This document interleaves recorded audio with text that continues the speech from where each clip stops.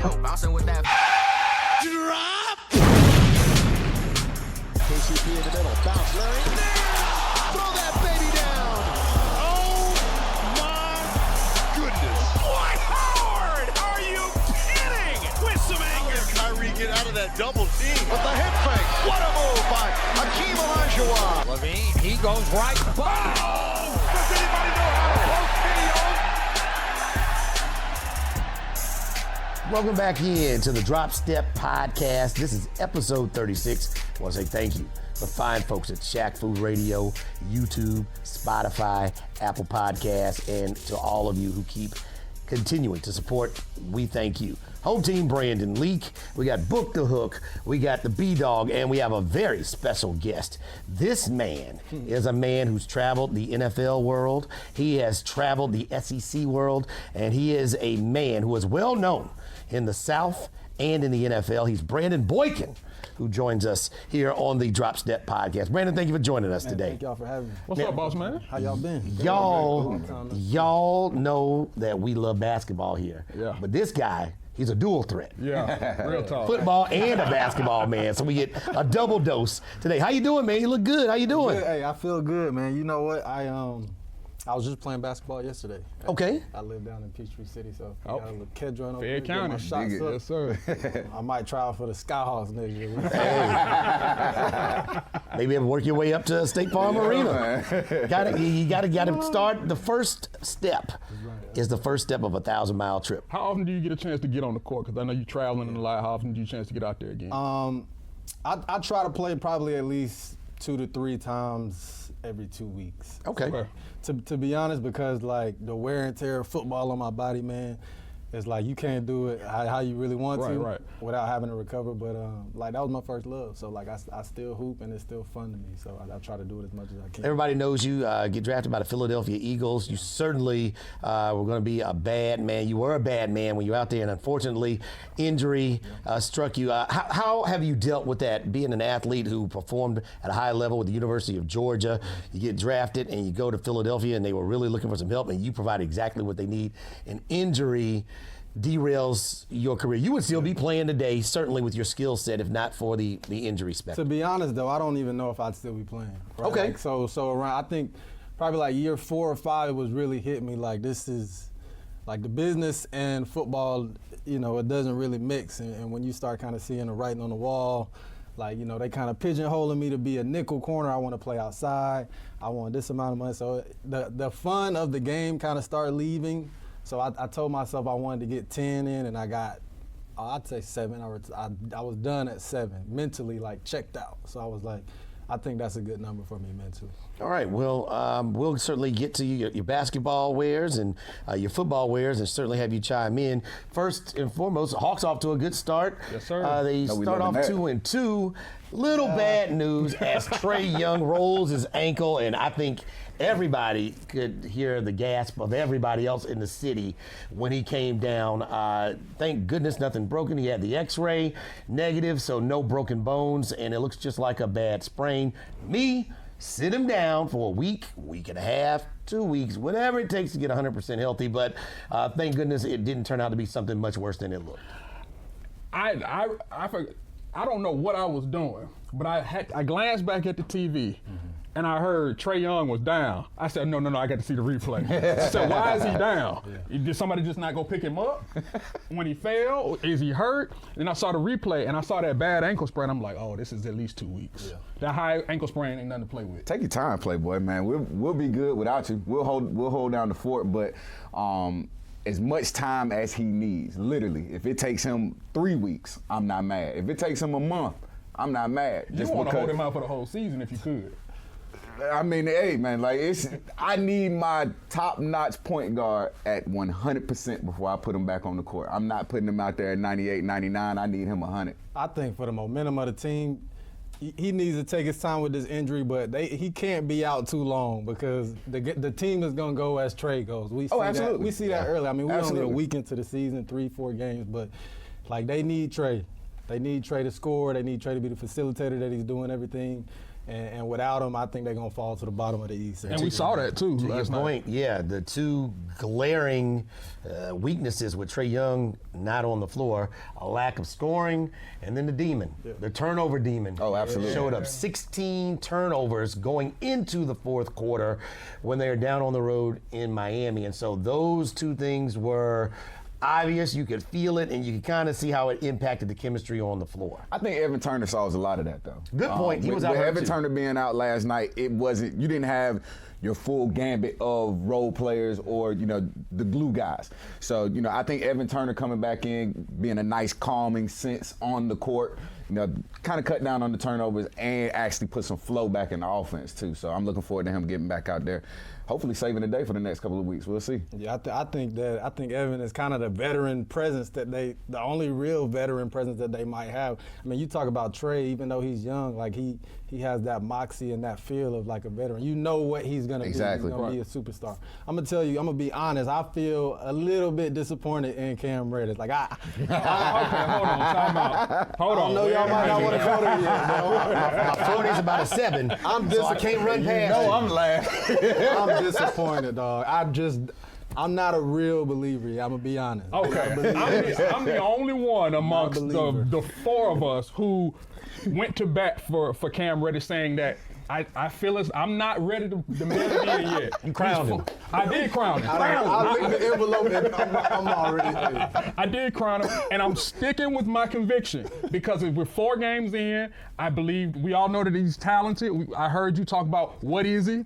What is his go-to move? Right. I think it's going to take some time with Cam. It's not like DeAndre, where DeAndre was in college for 3 years, coming off a national championship, right. A little bit more polished, a little bit more aggressive. Yeah. I think Cam has to get out of his own head. That's true. I think he's thinking too much, and he's not letting his talent take over. And I think that's going to come with time. And I think to what Book said, Evan Turner not being there, he's your backup point guard. Right. So in essence, DeAndre Bembry became your 3rd string point guard, and that changes the lineup. The other component of this is that Kevin Huerter would be the starter had he not been injured coming into the season. So you've thrown a rookie into a situation that doesn't have a lot of veterans, really any veterans on the team. So you have a talent situation he's got to overcome being in for 4 games. There's not a lot of veteran leadership, and there's not a lot of on-court games played. So he's out there with DeAndre Hunter, another rookie. He's out there with DeAndre Bembry running the point. There are a lot of moving parts, and I think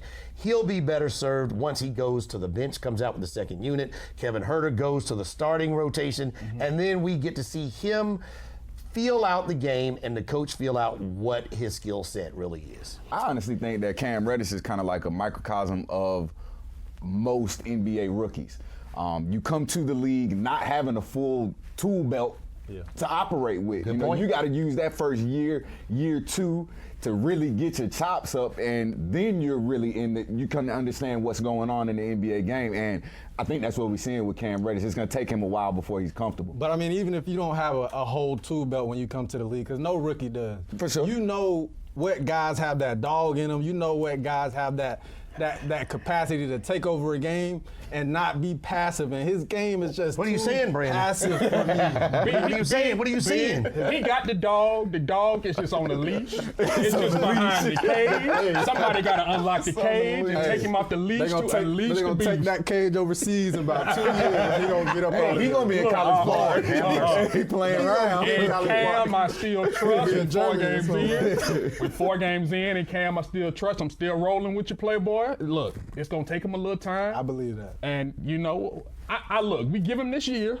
I even think towards the end of this year I hope that he starts to come into his own. But especially going into his 2nd year, I believe that we'll see a lot more from Cam Reddish. He's got time to develop. This is a developmental year, even though we want to see progress. And I think the thing that's hindered him the most so far, his shots just aren't falling. 0-14 to start from the 3-point line. That's going to impact. When you're 0-5, okay, it's a couple of bad shots. 0-8, 0-9, you're starting to think. 0-10, you're starting to talk to yourself. 0-13, my God, is everybody looking at me? Are they going to bench me? So his confidence will come, I think, when the shots start to fall, and hopefully they'll put him in good positions to get the good shots, the good looks that he needs to make the good shots. You know what I think can change that? When he goes to the basket, because he can get to the basket like all of them can. I think he needs to be be more aggressive with that. Be more confident in you attacking the basket and taking the contact. Because once you start getting a couple of those down, you're more confident in every other aspect of your game. The defense is there with him, as we've seen. He 6'9", long. He and DeAndre can control the perimeter defensively. I just need him to start working his game inside out instead of outside in. And that confidence comes as you win games. Without Trae Young, I don't know if they're winning a whole bunch of games. That confidence also comes when you got veteran leadership, people that can kind of help you along the way, and they ain't got a lot of that. So we'll see what happens, but we all right with the losses. We all right. Book all right with the losses, ain't you, Book? I mean, I'm not thrown off. Like you know, my expectations are tempered this year, so I'm gonna take the good with the bad. All right. I like Jabari Parker. That's one person we can say, immediately, at least the first weekend games of the season, he looks like he's going to be very useful off the bench. He certainly has something to play for as he wants to get a long-term deal with someone. If he's with the Hawks, it'd be a great piece to have. He's only 24 years old, but having a guy come off the bench, even though he's 24, he's been around a little longer. Yeah. He's like a veteran, but he's not a veteran. Right. So I think that is one of the bright spots, and along with John Collins, who took up the slack when Trae Young went out, 30 points when Trae Young went out. Those are two pieces that I think are bright spots, along with DeAndre Hunter, who didn't have a good game in Miami, but he still looks comfortable. I think the one thing I need from Jabari Parker right now, because I have been impressed. I've been impressed when he's on, it's a nice addition to have to what we already got going. But when he's off, that throws everything off because that's one less thing that you can count on. In the last couple of games, he hasn't really been what he was in those first two games. But I do like him. I like his presence on the court. He's somebody that's a little bit more proven than some of the other players that we got out there.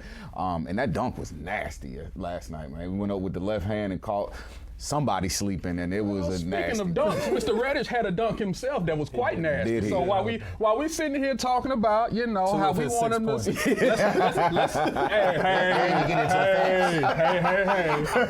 talk about confidence. Cam, I believe there's time, but everybody knows in today's NBA, it's like the NFL. There's no grooming season anymore for you. You either have it or you don't, because there's going to be another Cam Reddish next year in the 2020 draft. So we got to get it going. And he's a top 10 pick. That's true. It's unfair to him. He didn't pick himself. But ultimately, he is the result of the Trae Young-Luka trade. It was Trae and Luka for that draft pick. And so the trade ultimately becomes, Trae and Cam Reddish and what they yield the Hawks as opposed to what Luka yields the Mavericks. That there is what it is, and we'll see how it transpires. And my trust. Hey, y'all, we got plenty of ways for y'all to check us out, so make sure that you go subscribe on either Apple Podcasts, Spotify, Podbean, or even Shaq Fu Radio, which plays our podcast every Wednesday and Saturday night. You can also catch us on the YouTube channels for the Drop Set Podcast, 680 The Fan, and Atlanta Sports X. And last but not least, make sure you check out the Drop Step on IG, Twitter, and Facebook. The Lakers off to a really good start. Anthony Davis going wild so far, and they still aren't up to full speed, but it looks like he's doing exactly what they need him to do, taking the reins. And LeBron, I said it before the season started, I didn't expect him to lead the Lakers in scoring, that AD was supposed to be the guy that does most of the heavy lifting. Let LeBron save some juice and some energy for the postseason, because that's the second season we need that. And it looks like it's working out fine. Championship pedigree, championship organization. I think it looks good so far, and they have reinforcements on the way. Yeah. I mean, I'm not picking them to win the whole thing, but I think it's safe to say they'll be in the Western Conference Finals. It's safe to say they'll be, probably competing for a championship. And I think it's good that LeBron is facilitating right now at the point guard position, because the chemistry needs to happen between him and AD, and nobody's going to be able to do that better than LeBron. Obviously, as far as he knows who needs to get where and what positions, and he knows that AD needs to get his chemistry and his confidence up to be happy, and also to be able to establish himself and know what he's going to do in LA. So, I think it's going to be him at the point and AD at the 5. That's what it needs to be.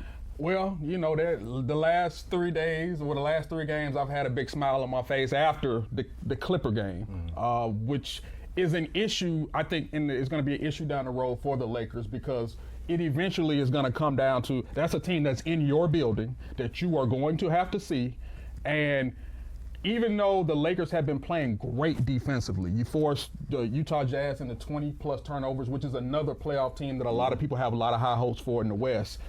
Yes, you beat the Grizzlies last night, but AD had a 40-20 game. 40-20 against anybody, I don't care who it is absolutely amazing because everybody ain't able. But I think the defense is going to lead to the offense. I feel as though if they don't play well enough on defense, the offense becomes stagnant. And now you got guys roaming around and running around, don't know what they're doing. You just end up with LeBron with the ball just going to the basket. It's a good thing, but you don't have to resort to that when you have somebody like AD and you have more depth on that team than you had in the past. I think when Rondo comes in too, right, how things are supposed to look towards the end of the season will be a little clearer. And Kuzma, so you won't need AD to go for 40 and 20. Right. They'll spread it around. They have enough where they'll be able to have a rotation that can be offensively, a big problem. But to your point, defensively, what are they going to be, especially with some teams out there in the West that are going to play some defense?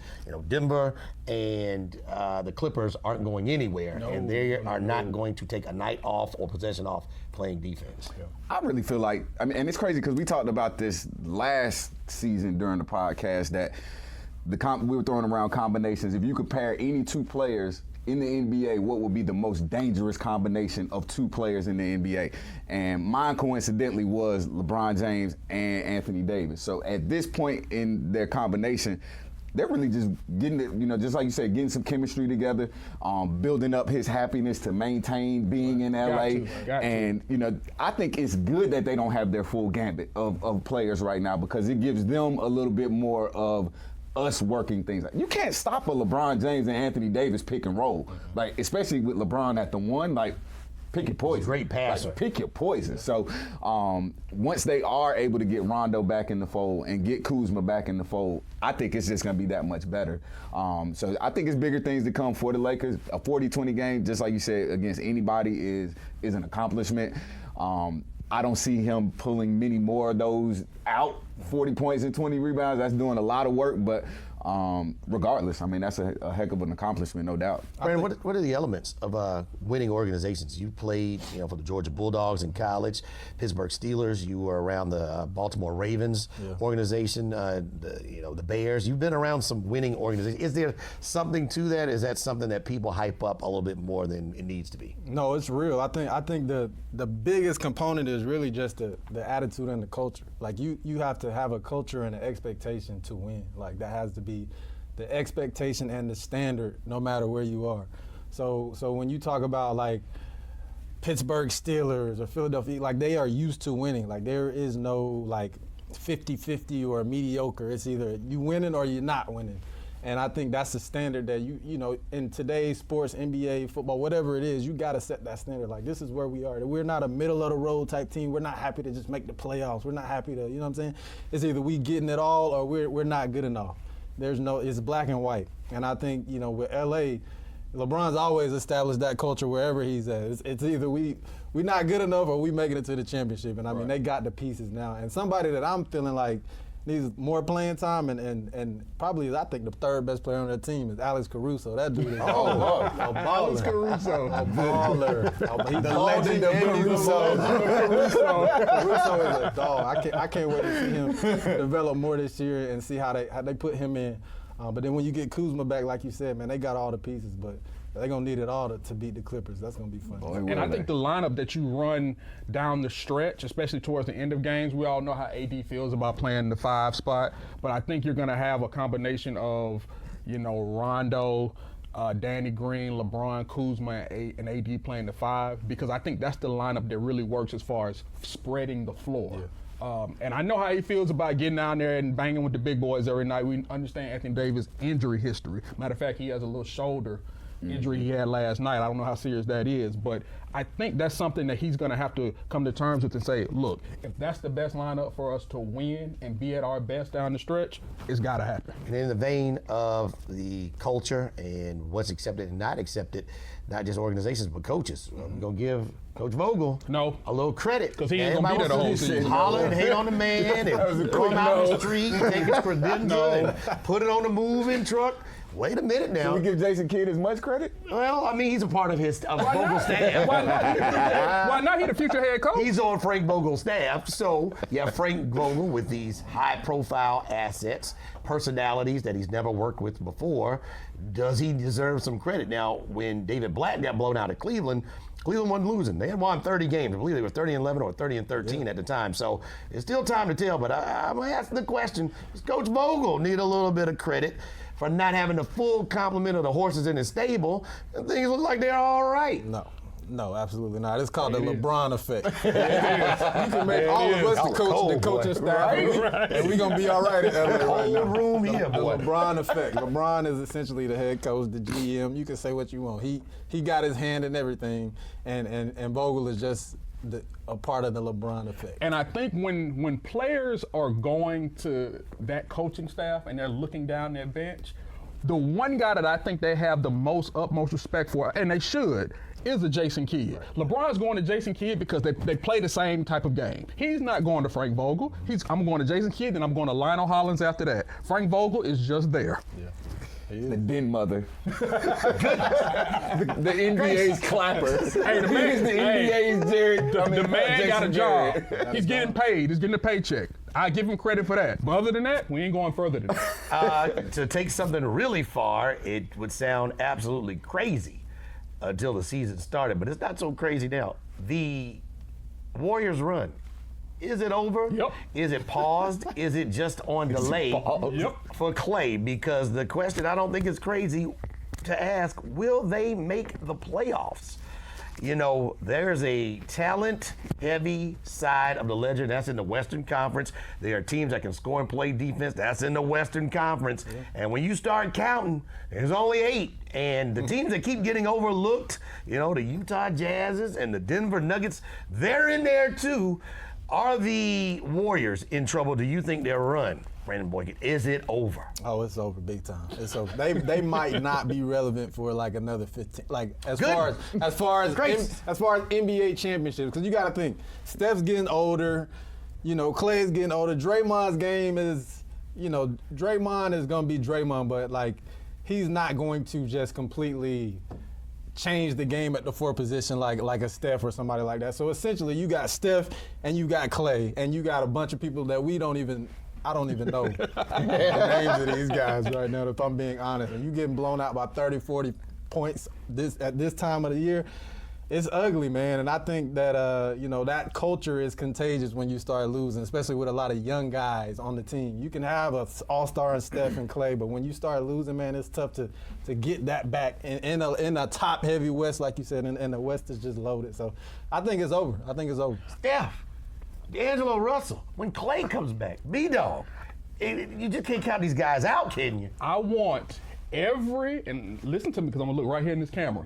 I want every Golden State Warrior fan or so-called Golden State Warrior fan who talked about KD, who criticized KD, who wanted KD out because he's not this and he's not that. I want you handwritten a letter, mail it, an apology letter. I'm sorry. I don't know what I was thinking. I was on something. I appreciate you. I understand now what you meant for this team now that you're gone. I understand that hindsight is 20/20, but I thank you. I didn't do it when you were here, but let me give you your roses now that you're 3,000 miles across the country. Now that you're still alive and you're still around, let me give it to you now. Because I wasn't smart enough to give it to you when you were in Golden State, and I'm sorry. That's exactly what I want all those Golden State Warrior fans to say, because it's outrageous the way they look now. Book, they have a championship coach, the greatest shooter maybe in the history of the planet Earth. Klay Thompson is injured when he comes back. There's no way it could be over, could it? That boy home team can sell that thought. Well, he's selling that thought. Boy, hey, man, this thing is a wrap like a Christmas present, man. Hey, like they are done. I mean, they had a good run. Like everything comes to an end. Half a decade going to the finals is a dynasty. Absolutely, and it's time to come to an end, man. I mean, so long to all my friends. Like, I mean, it was cool, but they just don't have the firepower to run up against the way the NBA is restructured now. So, relevancy, I think they have, you know, some assets to maintain relevancy over the next few years. But when it comes to, you know, championship contenders and stuff like that, they have been surpassed by other teams in the West at this point. So if we're talking 2-3 years, you know, down the road, they're going to have to retool, add some things with what they already got in order to get back in that conversation. Are they an attractive or as much of an attractive destination for, you know, not a big, great free agent pool coming out this year anyway, but down the road? They did add Willie Cauley-Stein. He's hurt. I don't know if that helps much, but. Do you think D'Angelo Russell stays with them throughout the duration of the season? That's a good question. I don't think so. I don't think so. I do think that That's a weird fit to me. Both of those guys got to have a ball. Yeah, it doesn't even. It doesn't fit. And then even to your point, you were talking about how KD, like everybody. I mean, KD. If it wasn't for KD, I don't know if they would have won some of those finals. But you got to think about the people like Iguodala, Livingston, even Quinn Cook. Like these are role players that really contributed, and now they don't have that bench. They don't have that depth.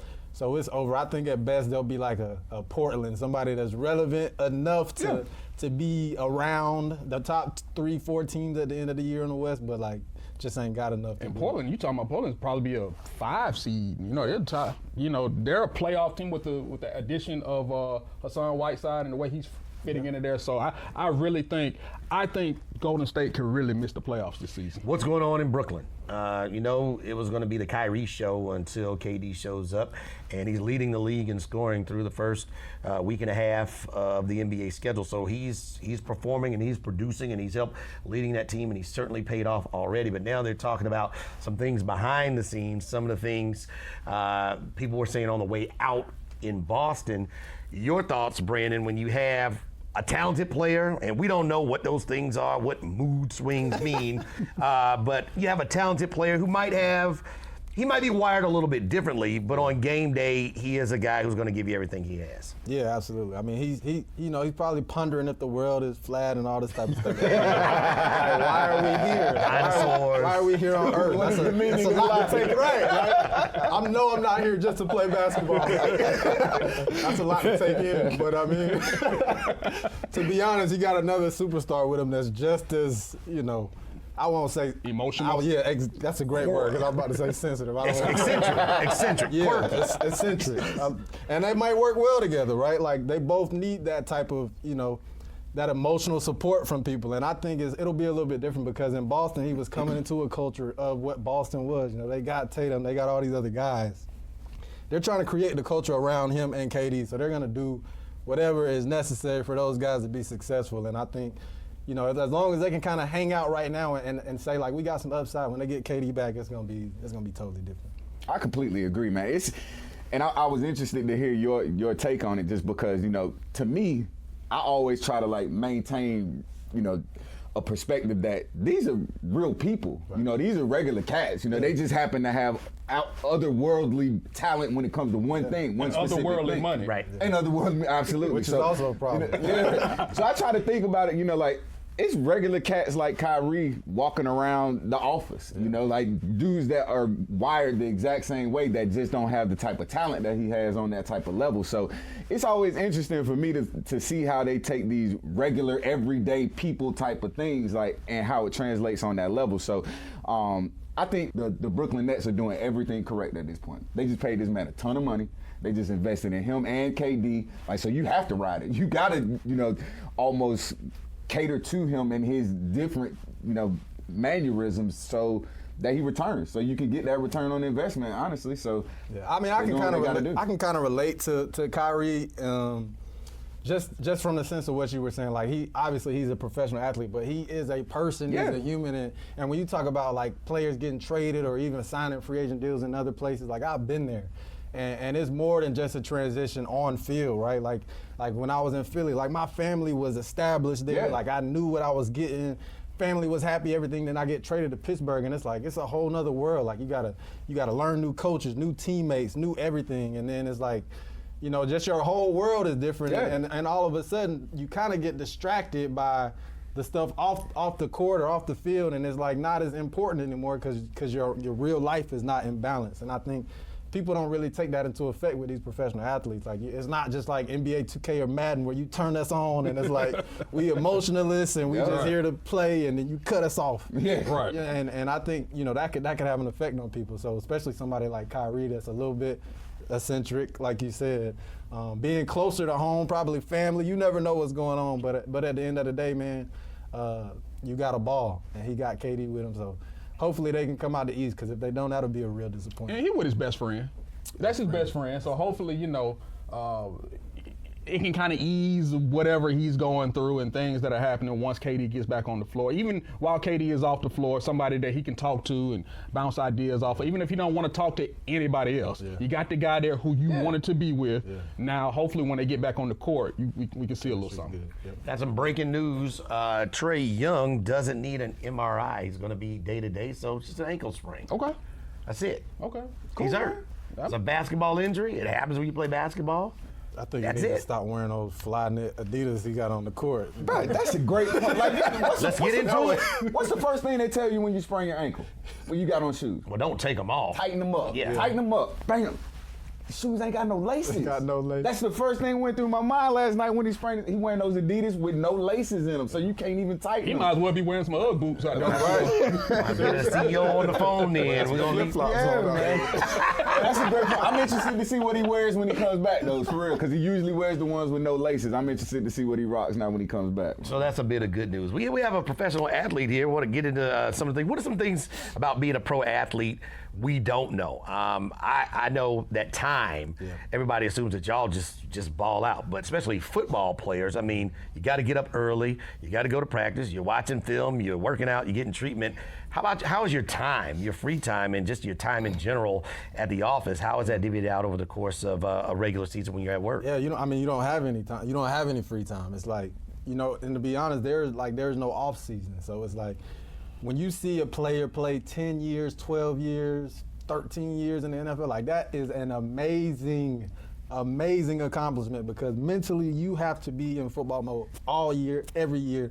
And to do that for 13 years, like, that will drive somebody crazy. You need to have the mental institute next to you, because just the wear and tear physically is already bad. But, like, mentally having to go through that every day is tough. So, like, the time part about it is hard. Luckily, like, I don't have any kids, but I had teammates that had, you know, 3, 4 kids. So they wake up, take the kids to school, come to work, get done with, you know, practice at 6 o'clock, and then you go home, eat dinner, watch film, and you right back at it. And it's like, you get an off season, but if you make it to the playoffs, you might have a month and a half. You can't just not do anything, because you got to go back to OTAs and be in shape, or they're going to cut you or find. So it's just like, man, people don't really understand that it's a real grind, but more so mentally. Like, when you see people, like, retired, it's like, I don't want nothing to do with it.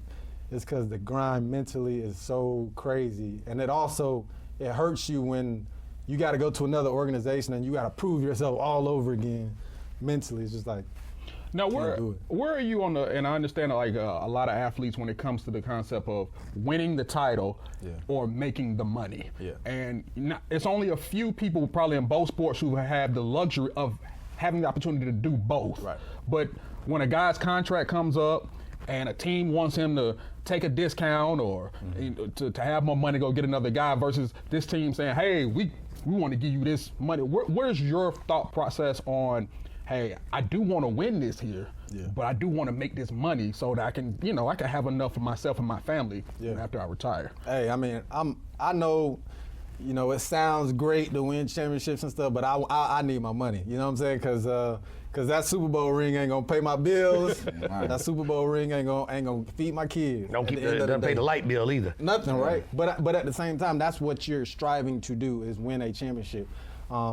It's hard to separate the business of any sport and the passion, because once you get there, it's all kind of grouped together. You could be an amazing player and you just make too much money and they get rid of you, and it's like you go from amazing championship team to the worst team in the league, and now you're like, I mean, is it really about football? Like, what did I do? Is it really about basketball? What did I do? So for me, I tell guys, you never know your longevity, man. You gotta get as much as you can, and in that process, being a professional if the wins are supposed to happen and the championship's gonna come, they're gonna come. Absolutely. But the most important thing is you got a job. Like, these coaches got a job. Everybody's livelihood depends on each other. So go get what you got to get. And it's not your job to worry about the salary cap. That's right. Your job is to play. So you talk about, well, you don't want to put the franchise in the bind. Well, that's not the player's job. You got a GM, exactly. You got a operations person, you got the owner. Yep. Their job is to worry about how we're going to fit this in there. Your job is to go out to perform so that they can pay you the money that they owe you. I mean, and there's no loyalty. Like, I hate when fans say that, because the reality is there is no loyalty in any business. Right. That's what the sports are. They're businesses. They don't have any loyalty to any player. If they can trade you or they can get you for cheaper, they're going to do it. Any player, that's why I can really appreciate the NBA. I think it's kind of getting a little bit crazy because guys are kind of grouping up, but it's like they're taking control of their own destinies. And in the NFL, I think some guys are starting to do that. Like, you look at Jalen Ramsey and these people that were like, you know what, I want to be out of here. And I think it could get a little bit crazy in the NFL if everybody started like, I'm not happy, I want to go, because there's so many players. But at the same time, you got to take control of your own destiny, because they're not going to put you in the situation to succeed. To that point, what are things you like about the NBA that you would like to see transfer to the NFL and vice versa? And what are some things you don't like about the NBA or the NFL that you would like to see changed? I think the NBA is probably the most I think it's the sport that gets it the most as far as just the culture, the players, their voices, their faces, monetizing their brand, everything. And I think like that's why the game is growing so fast. That's why it's global. And in the NFL, obviously we have helmets on, but we don't have a platform. We don't have a voice to say anything. And I think in some ways that's strategic. Like, they don't want us to. And you see the NBA, there's so many different individuals. There's so many people with different, they got different interests, and you got a LeBron, and you got a KD and a Kyrie, and all these people that are different, and you get to see them outside of the court. Well, the NFL is no different. Like, every cornerback or every quarterback doesn't like the same things. So just giving guys a platform or giving them a voice outside of the helmet is something that I think is critical, which hopefully will happen. But the NBA has that figured out. I can really appreciate that, because not only does it give fans a different perspective, but it helps people's brands, and it allows them to monetize that after football, because they're like, oh, this guy, he likes to do this. It keeps him relevant. It keeps you relevant, right? You can do things outside of the court for an extended period of time, but in football, once that number's off you, nobody really knows. So I think that's why I'm trying to be intentional about trying to do, more off the court or whatever, off the field or whatever it is, because it's a totally different dynamic. What do you think about advice? How do you choose an agent? What advice would you give to a young player that's going to go to the NBA or to the NFL? What are the things and qualities they should look for in an agent so that they get the best people on their team and the best people looking out for their interests? I think they just got to kind of sit down and see what's important to them. Are they guys that want to maximize their brand and make the most money that they possibly can and be out here and doing everything? Then you probably need to go with somebody that can give you that individual attention to do that, because the agent he's not going to do anything for you except give you that contract, and then once it's over, it's all on you. Right. Like, he can't do nothing for you except take 3% of your contract every year and send you an invoice. So I think for me, that was something I value. Like, I majored in journalism, right, because I wanted to be on TV. So I wanted to go with somebody that had a strong marketing presence. Not a real big firm that I get lost in the shuffle. Sure. Right. And a lot of guys just like, oh, he going with that dude, he get people paid, so I'm gonna go with him. Well, you ain't gonna get paid for another 4 years, bro. So you maybe 3 if you ball out. So you really need to get somebody that you're gonna have constant communication with, and they're gonna pick up the phone when you when you call, and they don't have 180 clients. So you got to think about somebody that's a good fit with you personality-wise, and somebody that's gonna be attentive to what you need and be small enough to care about what you got going on. I mean, nobody wants to be a number. Right. I mean, nobody just wants to be, I'm number 165 on the list. You got to have some kind of personal effect with it. So that makes total sense. So, man. Your thoughts on spending money? Young people who are professional athletes that get a lot of money up front, and usually you're usually older when you get a lot of money, and so you've learned a lot of lessons. So you have to learn the lessons and manage the money. Right.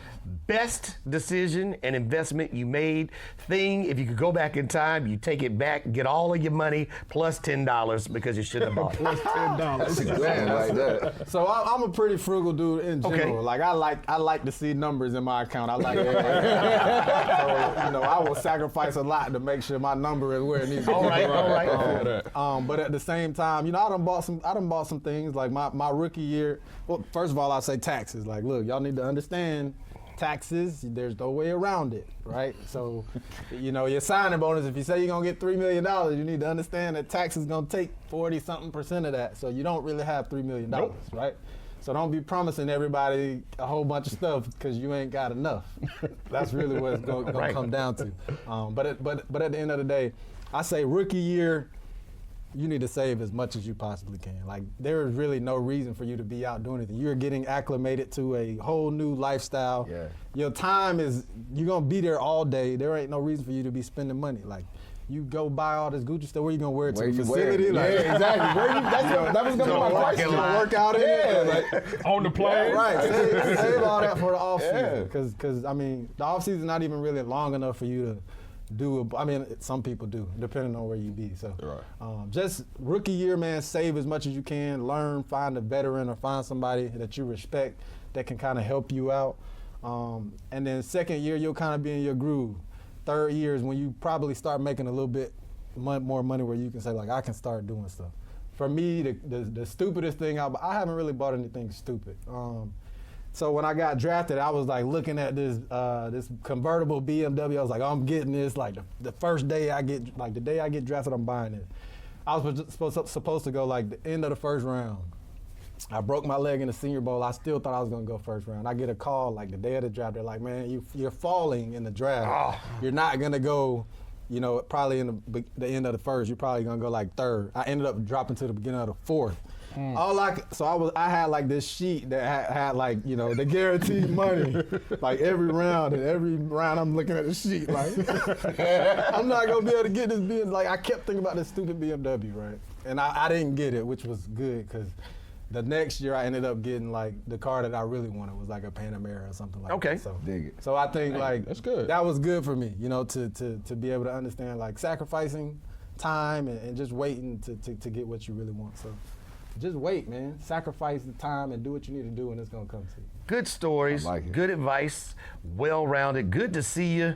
A dog coming back home and being in the A. We love that, and I'm sure we'll be seeing and hearing from you a lot. Oh, Brandon, what's going to be the score? Because we got our video lady over here is a Florida. Florida girl. Oh yeah, Florida, Georgia. What's up? 2019 in Jacksonville. You know what? I in years past, I would really be talking reckless right now, but I'm gonna give y'all respect because y'all are a really good football team. But Georgia will win the game 28-17. Dig it. I'll take it. All right. And I'm gonna say this on camera. Georgia, Florida, in Jacksonville is not a home game. It's not a neutral site in any way, shape, form. They need to change the game and take it to another state.